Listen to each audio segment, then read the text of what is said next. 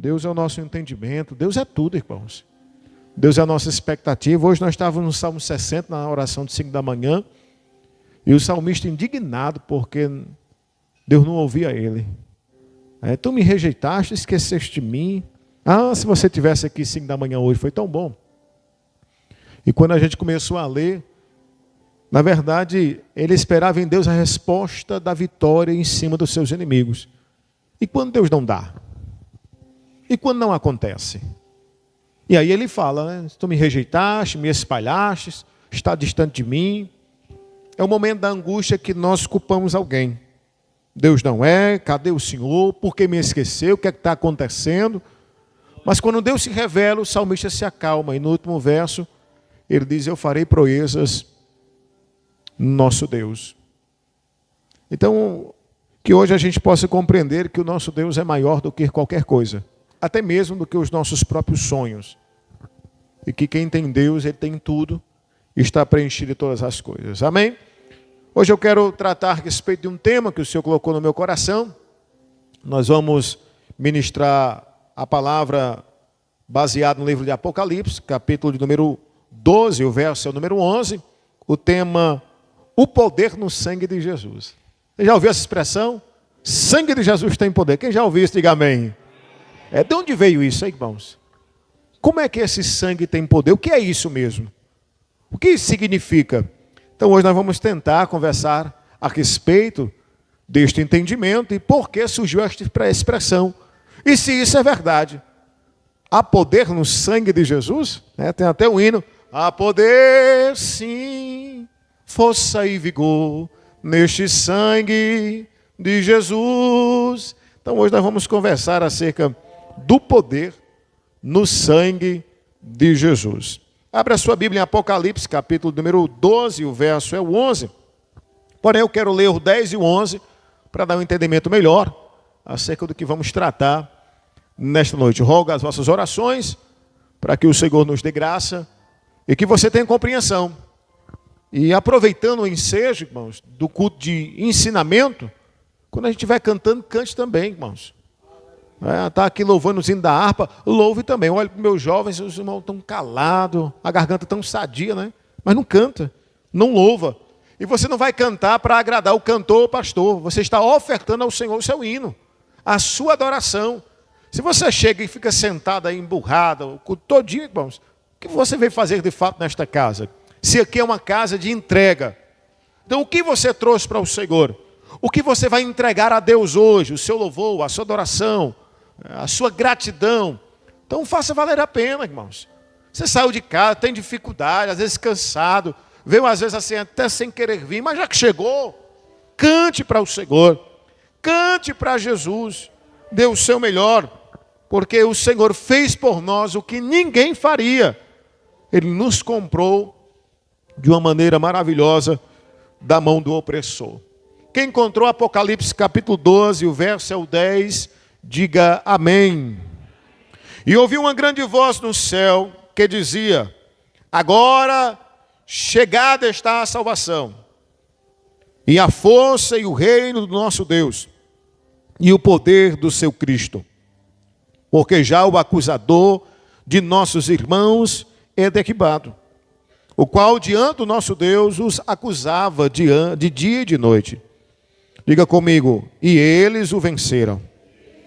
Diga de novo, e eles o venceram pelo sangue do Cordeiro e pela palavra do seu testemunho. E agora forte, e não amaram a sua vida até a morte. Senhor nosso Deus, Jesus, nos faz compreender a tua palavra, viver, Senhor, quando compreendemos, não somente pregar, mas viver o que pregamos. Ajuda, meu Pai, nesta caminhada santa, a ser conosco, fala com a igreja, fala comigo, em o nome de Jesus. Glória ao Senhor. Em Isaías 1,18, há uma promessa revelada acerca de purificação. Ele fala, vinde então, e arco-íris, diz o Senhor, ainda que os vossos pecados sejam como a escarlate, eles se tornarão brancos como a neve. Ainda que sejam vermelhos como o carmesim, se tornarão como a branca lã. Aqui é uma promessa de purificação. Então, irmãos, nós quando lemos a palavra a respeito do sangue, nós logo estamos assemelhando ela à purificação. Parece que é só para isso.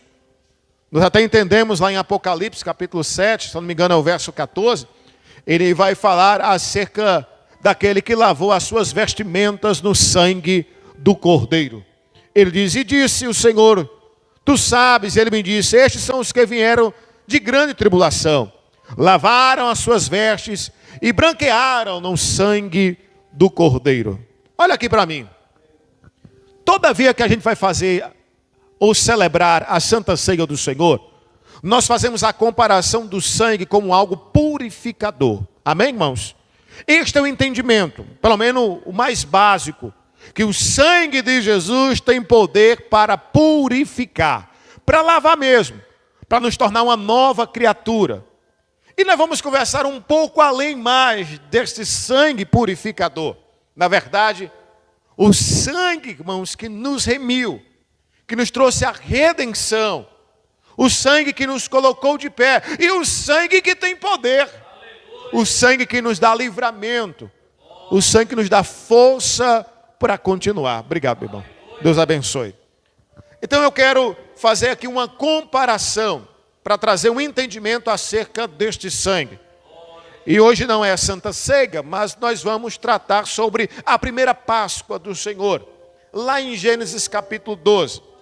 Quando eu leio em Gênesis capítulo 12, vai ter uma comparação acerca da Páscoa, acerca do Cordeiro, acerca do sacrifício, do sangue aspergido, do livramento de morte, da operação divina do Senhor, na mão, de fato, do nosso Deus, em prol da vida humana, para livrar, para lhe cobrir com as suas asas e lhe dar segurança. Em Hebreus capítulo 11, verso 28 diz, pela fé celebrou a Páscoa e a aspersão do sangue, para que o destruidor dos primogênitos lhes não tocasse.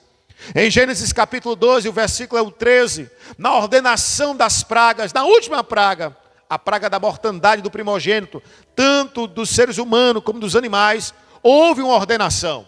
Diz e peço-te que minha irmã, Êxodo 12, verso 13, perdão, irmãos. E aquele sangue vos será por sinal nas casas em que estiverdes. Vendo eu o sangue, passarei por cima de vós, e não haverá entre vós praga de mortandade, quando eu feri a terra do Egito. Diga comigo, e o sangue vos será por sinal. Sinal de quê? Sinal de quê? Nós conhecemos a história, irmãos. Aqui foi instituída a primeira Páscoa depois de 400 anos de servidão. Deus levanta um homem chamado Moisés com o seu irmão Arão para resgatar o povo da mão opressor de Faraó. Nós sabemos que ele cedia que o povo fosse liberto quando a praga vinha, mas quando a praga cessava, ele não deixava o povo ir embora. Mas na 10ª praga, era a praga agora da mortandade do primogênito. Um anjo seria liberado e ele mataria todo o primogênito dos homens e dos animais da casa que não tivesse a marca do sangue do Cordeiro. A ordenação era simples: aspergir sobre os umbrais, nas veigas das portas, o sangue do Cordeiro, e quando vier a morte, que vê marcado a casa com o sangue do Cordeiro, passará por cima dela e nenhum mal acontecerá. A história é linda. E nós sabemos que esta narrativa do sangue do Cordeiro, esta narrativa, irmãos, de sinal, de ordenação, ela faz parte de algo, de um comparativo nos dias de hoje. Nós sabemos que o Cordeiro que foi morto e comido na parte da tarde, sacrificado, é o nosso Senhor Jesus hoje. Então o mesmo Cordeiro que morreu no Egito, para ali aspergir o sangue, para livrar da morte, é o mesmo Cristo, que também morreu por nós. E pegamos o seu sangue e aspergimos a nossa casa, nossa habitação. 1 Coríntios 3:16 vai dizer: não sabeis vós que sois templo de Deus e que o Espírito de Deus habita em vós? Então, nós pegamos o sangue do cordeiro e aspergimos na casa. Por quê, pastor? Para que a mortandade, a morte, não tenha vitória sobre nós. Esta é a ordenação. Este é o sacrifício. Isso de fato foi e é o que está acontecendo. É essa a vitória do crente. Qual é a vitória do crente? Qual é a vitória de Cristo? A vitória é que Ele, com o seu poderio, destruiu as hostes da maldade, tomou a chave da morte, e com Ele, nele, nos deu vitória. Presta atenção nisso, irmãos. Isso é simples de entender. Cordeiro, sangue, aspersão, ordenação. Na época, quando foi liberto o povo do Egito, tem uma contabilidade de quase 600 mil pessoas sendo libertadas. É aproximadamente. Quando Moisés vai tratar com os pais de família acerca do que devem fazer, eu tenho certeza que algum egípcio também ouviu essa história. Que chegaria uma praga, conjecturo eu, que vai matar o povo. Então por que também esses egípcios que receberam também esta informação? Porque, irmão, como é que segura uma informação no meio de 600 mil pessoas? Olha, tu coloca na tua casa assim, o cordeiro assim, mata assim, cinge os lombos, calça as chinelas, come apressadamente. Será que nenhum egípcio ouviu essa história? Será que ninguém ficou sabendo destas coisas? Acredito que ficou. Porém, é um detalhe crucial para nós darmos continuidade sobre o poder do sangue de Jesus. E qual é, pastor? É acreditar. Tudo se baseia-se num ato de fé. Porque se não existe fé, o cordeiro não é morto. Se não existe fé, irmão, o sangue não é aspergido. Se não existe fé, você não tem conhecimento, ou verdade, ou a apropriação da fé, da vitória mesmo. Então, quando Ele nos ordena e nós cumprimos, cumpre-se o básico do entendimento. Qual é? Você teve fé, você acreditou, e por isso você fez. Então vamos trabalhar sobre um sangue que tem poder naqueles que acreditam. Porque se eu não acreditar, é somente uma frase. Se eu não acreditar, e mesmo que eu diga, o sangue de Jesus te repreenda, não tem poderio de nada. Porque não é o sangue em si, o sangue é por sinal. Diga comigo, o sangue é por sinal. Tem o sangue, tem o cordeiro, mas eu preciso acreditar. Se eu não acreditar no cordeiro, no sangue, no milagre, na proteção, é em vão. Mas pastor, tem. Mas pastor, aconteceu. E hoje é do mesmo jeito. Tem o cordeiro, tem o sangue e tem a casa. E a gente passa o sangue do cordeiro, e a primeira coisa que acontece é purificação, mas a segunda é redenção. Então nós vamos trabalhar assim. Assim como o cordeiro estava para os egípcios, Cristo está para nós. Hoje Ele é o nosso cordeiro pascal. Cristo é o nosso cordeiro sacrificial. Quando em 1 Coríntios, capítulo 5, versículo 7, Paulo vai falar acerca deste cordeiro. Ele diz: alimpai-vos, pois, do fermento velho, para que sejais uma nova massa, assim como estáis sem fermento, porque Cristo, nossa Páscoa, foi sacrificado por nós. Então, vamos aqui encaixar a mensagem. Vamos começar a entender o que está acontecendo, para que nós viemos a vencer a nós mesmos, a carnalidade, a opressão, o pecado, o mundo. Precisamos aspergir em nós o sangue do Cordeiro. Quem está entendendo, diga amém.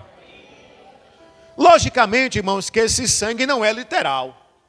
Senão até hoje, estariam procurando sangue para passar nas portas. Se não fosse por sinal, irmão Paulo Igor, até hoje estariam matando galinhas e outros animais e tacando toda noite nas portas das casas. Porém, Cristo diz, e este sangue é por sinal. Esse sangue não é um ritual. Este sangue não é para estar fazendo constantemente. É por sinal de uma atitude de fé, de libertação. Que assim como vocês estão sendo libertos, o mundo também vai ser liberto. Como eu disse em Isaías 1,18, e por mais que os seus pecados sejam mais vermelhos do que a escarlate, o sangue terá poder de branqueá-los, de limpá-los, de tornar uma nova criatura. Porque este sangue é o sinal de quê? De um sacrifício, de um amor, de algo derramado por nós, para nos comprar para a vida eterna. Glória a Jesus por isso. Então nós somos vitoriosos. Diga comigo, eu sou vitorioso. Como? Se o sangue derramado não foi o seu. Como eu posso dizer que há poder neste sangue, se o sangue ou o sacrifício feito para trazer vitória não é o meu? Como se apropriar disso? Como tomar para mim aquilo que não me pertence? Como exercer uma fé naquilo que não está de acordo com o meu merecimento? Eu não mereço. Então como aquilo pode me dar poder? Como aquilo pode ser meu também?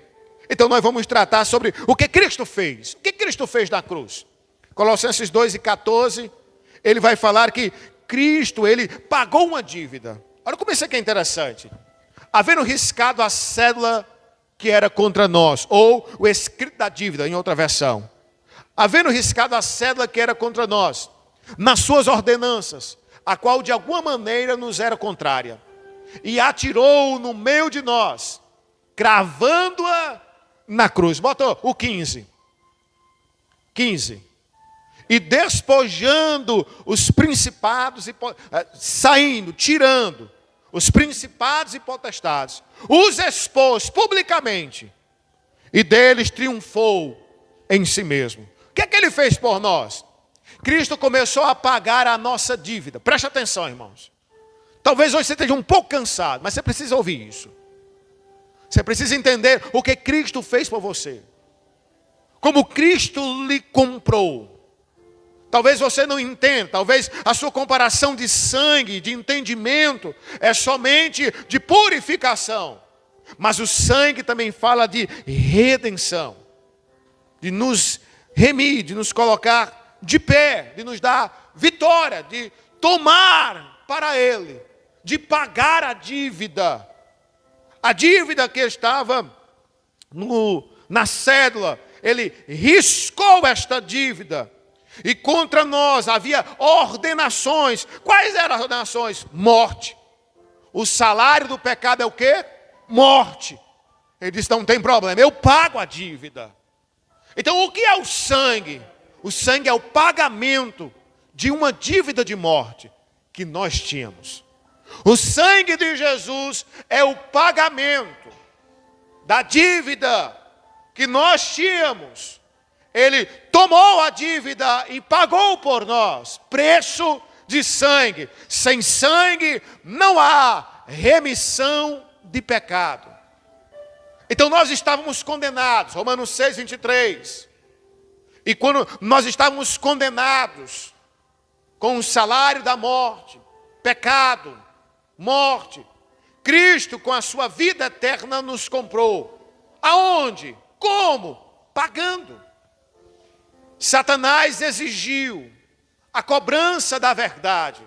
Não era Satanás que iria nos matar, irmãos. Era a palavra. Deus não nega a sua palavra. Ele é fiel mesmo na sua infidelidade. Que é isso, pastor? Ele disse, se tu pecar, tu morre. Quem disse? Deus. E agora a morte estava só cumprindo o que a palavra estava dizendo. Era a função dela. Eu só vou matar quem pecou. Foi o Senhor que disse, Deus. Foi o Senhor quem disse, Deus. Porém, irmãos, não era para nós. Mas nós tomamos para nós este pecado. Nós tomamos para nós esta morte. Quando nos apropriamos daquilo que não era do céu. Deus, por nos amar, disse, não, eu preciso ajeitar esse negócio. Envia o seu filho. E como diz em Colossenses 2:14, havendo riscado a cédula que era contra nós, nas suas ordenanças. A cédula que era contra nós, aonde? Nos escritos. Havia um escrito, Júnior, um escrito sobre nós, e dizia, ele deve a vida. Havia um escrito, irmão, na palavra de Deus sobre o Elias, sobre mim. Vocês devem a mim a vida. Aí ele vai lá e disse, não tem problema, eu pago o escrito de dívida. Eu pago a cédula, a ordenança que vem contra vós. E ele diz, a qual dele, de alguma maneira, nos era contrária. E atirou do meio de nós. Quando? Ele disse, quando ele foi morto lá na cruz. Ele na cruz abriu os braços e disse, olha, sobre mim eu recolho todos os pecados. Eu me sacrifico. E o meu sangue eu derramo sobre vós, para vos comprar. O sangue de Cristo é a moeda de troca, é o pagamento. Louvado seja o nome do Senhor. É o pagamento pelos nossos pecados. Bendito seja o nome de Jesus. 1 de Pedro 1,18 ele vai dizer isso. Ele fala, ó, sabendo que não foi com coisas corruptíveis, olha isso aqui, com prata ou ouro que foste resgatados da vossa maneira de viver. Mas com que? Ele disse, com, versículo 19, mas com o precioso sangue de Cristo, como de um cordeiro imaculado e incontaminado. Ele disse, foi pago. A conta foi paga. Que conta? A conta que estava sobre nós. Nós estávamos, irmãos, sendo já entregue às mãos do inimigo. Mas Jesus, com o seu sangue, não só houve remissão, como também houve redenção. Efésios 1:7, ele vai dizer as duas propriedades principais do sangue. Ele diz, em que temos redenção pelo seu sangue e a remissão das ofensas, segundo a riqueza da sua graça. Ele diz, olha, por amor a vocês, o poder do sangue de Jesus, compra, porque redenção está associada à propriedade, de trazer de volta, de adquirir, de comprar, e remissão de limpeza, de purificação. Ele disse, eu compro e eu limpo, eu compro e eu limpo, eu compro vocês e eu limpo vocês. Aí com o que? Com o meu sangue. Por quê, pastor? Porque eu dou de graça, porque eu vos amo, porque eu quero. O mais interessado de abençoar esta igreja é Deus. O mais interessado de fazer você prosperar é o Senhor. O mais interessado de lhe usar nesta terra é o próprio Deus. Por quê, pastor? Porque Ele pagou a conta. Você é propriedade peculiar do Senhor. E tudo que é nosso nós queremos usar. Se eu comprei, é meu, eu quero usar. Se eu comprei, me pertence, eu tenho um domínio sobre aquilo que me pertence. E a partir do momento que eu reconheço que Cristo é o meu Senhor, que eu entendo que o sangue de Jesus cravado na cruz do Calvário me libertou de uma dívida de morte, de um escrito de dívida. Neste momento eu começo a dizer glória. A Ele glória na igreja, a Ele glória na minha casa, a Ele glória na minha vida. Por quê, pastor? Porque eu estava condenado à morte, mas o Senhor me deu vitória. Hebreus 2, 14 e 15 vai dizer, a vitória triunfante de Cristo na cruz, que também nos deu vitória. E visto como os filhos participam da carne e do sangue, também Ele participou das mesmas coisas, para que pela morte aniquilasse o que tinha o império da morte, isto é, o diabo. 15. E livrasse todos os que com medo da morte estavam por toda a vida sujeitos à servidão. Ele disse, olha, o sangue de Cristo, o poder de Cristo nos livrou daquilo que tanto nos colocava em opressão. O que é, pastor? A morte, a ser o diabo. E aí ele diz: e livraste do medo. De quê? Da morte. Você já viu alguém cheio de Jesus morrendo, irmão? Ele não tem medo. Ele está tão confiante que vai para casa, que vai se encontrar com o Senhor. Eu me lembro de um homem na cidade de Oroz, presbítero da igreja. E ele estava passando mal, já estava bem ruimzinho no hospital. E o filho e a família clamando lá fora. E ele mandou um recado: diga ao meu filho que não clame mais não. Deixa eu ir para casa. Deixa eu ir para casa. Eu quero ver o Senhor. E quando ele terminou esta frase, ele foi para casa. Ele foi se encontrar com o Senhor. A morte não é mais medo. A morte para nós é ganho. É o encontro real com Cristo nos ares. É a certeza de uma vida eterna com o nosso eterno. Com quem, pastor? Com quem deu a vida por mim, com quem me comprou na cruz do Calvário. A vitória. Recebemos vitória, irmãos. A vitória que Deus nos deu. Aleluia. Então vamos resumir esta mensagem. Tem cordeiro, tem sangue, tem ordenação. O cordeiro é Cristo. O sangue nós entendemos que há poder nele. Nós compreendemos que neste sangue tem redenção e remissão. E qual é a ordenação? Lançai sobre vós. Aspergir o sangue sobre os umbrais da porta, sobre a casa, para que quando vier a adversidade, o dia mau, a mortandade, passar por cima. Por quê? Porque estamos escondidos no esconderijo do Altíssimo. Porque estamos vivendo a promessa do Senhor, que debaixo das suas asas estamos seguros. Glória a Deus por isso. Glória a Deus por isso. Então o que é que eu preciso? Eu preciso me apropriar desta fé. Olha aqui para mim. Tem Cristo, tem sangue e tem ordenação, mas eu preciso acreditar. Eu preciso me apropriar. Eu preciso ter a certeza disso. E aí eu faço a indagação à igreja. Você tem a certeza da sua salvação? Você tem a certeza que Cristo lhe comprou naquela cruz? Você acredita de verdade que isso existe? Porque foi lido pelo presbítero. Para muitos é loucura. Para outros é estupidez. Mas para nós é poder, sabedoria plena. É Cristo real. É Deus vitorioso. Para nós é a nossa felicidade. É o porquê de tudo. Então deixa eu perguntar. Você já se apropriou desta fé? Você já se apropriou desta vida eterna? E eu preciso, pastor. Bom, Paulo fala em 1 Timóteo 6:12. Ele diz assim, ó: você está militando? Você está batalhando? Está guerreando? Quem está batalhando aqui, diga glória a Deus. Diga, pastor, eu estou numa batalha, eu estou guerreando. Está guerreando? Ele diz, milita a boa milícia da fé. Toma, diga comigo, toma posse da vida eterna. Apropriação. Tem sangue, tem cordeiro, tem ordenação. E qual é a nossa função? Se apropriar disso. Cristo sempre vai estar aí, até o dia do arrebatamento.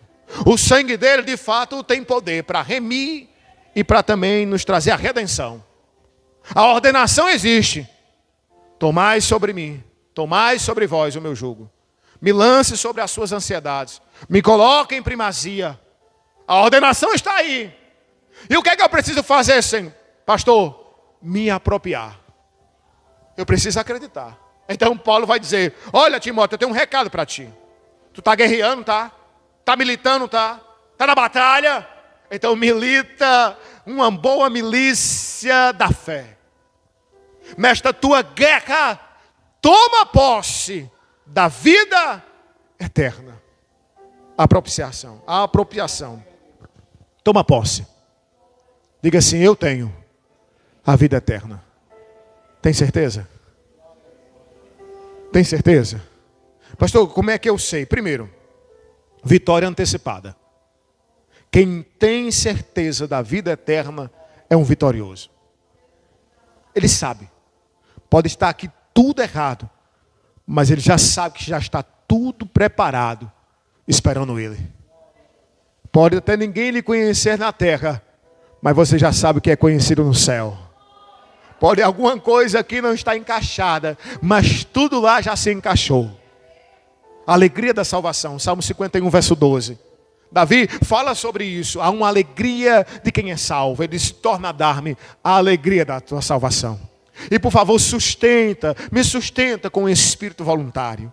Senhor, me dá esse prazer de poder fazer, de poder te servir voluntariamente. Me sustenta assim. Me sustenta com o desejo de te agradar. Me sustenta com o desejo de fazer o teu ide. Me sustenta com a alegria de um homem salvo. Porque um homem salvo, ele canta, ele adora, ele trabalha para Jesus. E não tem nada que venha recompensar. Ele já é recompensado. Pastor, por que isso é possível? A apropriação. Ele se apropriou da fé, da vida eterna. Quem pode dizer glória a Deus por isso? Aleluia, aleluia. Bendito é o nome do Senhor para todos sempre. Bendito é o nome de Jesus. Então quando o Senhor nos compra, através do sangue do Cordeiro, e diz não somente a remissão, nós pregamos isso constantemente, remissão dos pecados, o sangue do Cordeiro, mas hoje eu quero falar sobre a redenção, sobre a compra mesmo, sobre tomar para Ele a propriedade que somos nós. Quando Ele faz isso, glória ao Senhor nosso Deus, nós agora ficamos, aleluia, a mercê não, no domínio, no controle não, porque Ele é soberano e Ele deixa você decidir. Mas Ele diz: eis-me aqui. Quando o Senhor nos tomou para si, irmãos, Ele poderia obrigar: você vai fazer isso agora, porque agora você é meu. Mas Ele diz que você agora é voluntário para fazer conforme o seu querer. A compra de Jesus não foi uma compra para a escravatura. Não, irmãos. Ele não nos comprou para que viemos a fazer o que Ele quer, porque Ele quer. Ele nos comprou para fazer o que Ele quer, porque você quer fazer. É uma decisão nossa. Não somente para agradar a Deus, mas porque de fato desejamos agradar a Deus. Não podemos vir a este culto, irmãos, só porque queremos agradar alguma coisa ou alguém. Não, irmãos. Nós temos que desejar estar aqui. Se nós não desejarmos o Senhor Jesus, nós não suportaremos esta caminhada. Se nós estivermos aqui para agradar a mãe ou pai, ou até mesmo por uma razão de entendimentos, nós não conseguiremos. Se no seu coração não houver um desejo de amar, de servir a este Deus, porque você entendeu que estava morto, condenado, mas alguém lhe comprou da mão do opressor. E quando Ele lhe comprou, Ele disse: agora é com você. Se você quiser, eu continuo com você. Se você não quiser, você pode voltar à prisão. Mas você vai decidir. E eu amo a soberania de Deus. Porque cada um de nós que estamos aqui, nós exigiríamos, já que eu pago o seu salário, que você faça aquilo que está ordenado a fazer. Senão eu cancelo e corto o seu salário. Mas Deus não. Eu disse: eu lhe comprei. Se você quiser trabalhar para mim, aqui na terra 100 vezes mais. E eu ainda te dou a vida eterna. Mas se você não quiser, não posso fazer nada. É escolha, irmãos. É escolha. Mas a ação foi feita. O cordeiro foi morto. O sangue foi aspergido. A ordenação foi dada. E nós temos que nos apropriar desta vida eterna, deste mandamento, desta bênção. Nós lemos o texto que está em Apocalipse 2, 12 e 11. Vamos encerrar aqui. Ele diz: e eles o venceram pelo sangue do Cordeiro. Venceram quem? Se você voltar ao versículo anterior, o diabo, Satanás. E se você voltar a outros versículos anteriores, depois você lê isto em casa, ele vai falar da grande batalha e da grande vitória que o Senhor concedeu àqueles que resistiram no sangue, no poder, na redenção, na remissão, no entendimento que foi agora comprada, é propriedade exclusiva do Senhor. Bota aí o 11, ele diz assim, ó: e eles venceram pelo sangue do Cordeiro, pela palavra do seu testemunho, e não amaram a sua vida até a morte. Eu quero terminar nessa expressão final. E não amaram a sua vida até a morte. Pastor, não entendi isso aí. Vamos encerrar aqui. Tem um texto em Lucas 9:23 que diz assim, ó. 9:23. E dizia a todos: se alguém quiser vir após mim, negue-se a si mesmo. Tome cada dia a sua cruz e siga-me. Quem já ouviu esse verso, diga amém. Você entende ele? Ah, pastor, acho que é me negar. Acho que é minha carne. Para compreender isso, esta ação é a conclusão desta frase que nós lemos. Ele diz: eu amo tanto o Senhor que a minha vida não tem mais sentido. A minha vida é dele. Você sabe o que é tomar a cruz? Eu vi uma vez um irmão chegou e disse, me apresentou: pastor, aqui é minha cruz. Quando eu olhei, era a sogra dele. Isso não é cruz. Isso não é cruz, irmãos. Isso é batalha. Mas para você entender o que é tomar a cruz, e você entender a expressão de Apocalipse, e não amar a sua vida até a morte, você precisa entender o que é a cruz. Nós conhecemos que Cristo morreu em morte de cruz.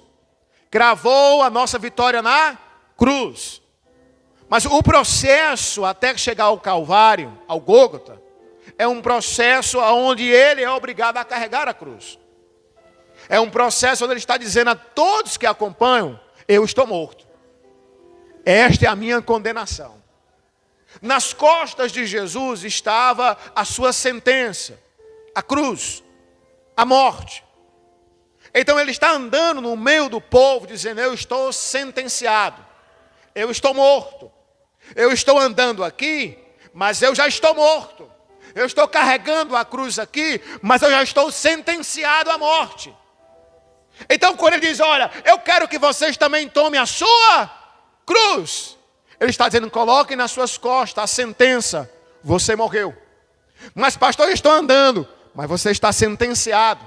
A quê? A morrer para o mundo e a viver para Cristo. A morrer para si mesmo e amar o Senhor acima de tudo. Então o que é o crente nesta terra? O que é o poder do sangue? É a abertura de entendimento de uma vitória plena, aonde o inimigo não pode mais matar. Por quê, pastor? Porque eu já estou morto. Porque eu já morri. Morri para mim mesmo. Morri para as minhas paixões. Morri para os meus desejos. E nas minhas costas está a minha sentença. Por isso agora eu sigo Jesus. Eu lanço sobre ele a minha vida. Eu nego a mim mesmo. Eu tomo a minha cruz de sentença. Eu aviso dentro desta cidade: eu pertenço ao Senhor Jesus. Eu morri. Aí ele disse: como é que eles venceram, pastor? Eles venceram porque não amaram as suas vidas até a morte. Eles venceram porque perderam aqui para ganhar lá. Qual é o segredo de uma vitória nesta terra? Amar a Cristo acima de todas as coisas. É um mandamento. Mas muitas vezes nós perdemos porque amamos nós mesmos. Porque amamos os nossos deleites. Porque amamos as nossas propostas e sonhos mais do que ao Senhor. Perdemos e não conseguimos levar a cruz porque colocamos os nossos planejamentos ambiciosos, egoístas, à frente do Rei dos Reis, daquele que tomou a nossa vida como propriedade, que nos comprou com o seu sangue, que pagou o escrito de dívida e nos deu vitória. Não queremos servi-lo. Por isso ele diz e dizia a todos: se alguém quer vir após mim, negue-se a si mesmo. O que é isso, pastor? Não amar as suas vidas até a morte. Você quer entender o que é Jesus para a sua vida? Ame a Ele, não a você mesmo. Pastor, o que é isso? Está dizendo não é me cuidar. Não é isso não, irmão. Se cuide. Se puder praticar um exercício, pratique. Se alimente bem, durma bem. Mas que a sua vida seja para enaltecer Cristo nosso Senhor. Que as suas palavras sejam para a glória de Deus. Que as suas ações mostrem que Cristo é o seu Senhor. Por quê? Porque de fato você é a menina dos olhos dele. Você é a propriedade. Você foi comprado. Quem pode dizer amém por isso? Vamos ficar de pé. Vamos fazer uma oração. Eu quero que você faça uma pergunta para você mesmo. Mesmo, às vezes, na dificuldade do entendimento. Mesmo, às vezes, meio sonolento de um dia mais cansativo. Pergunte para você mesmo. Eu já me apropriei da minha vida eterna? 1 Timóteo 6:12. Você está militando a boa milícia da fé? Você já tomou posse da vida eterna?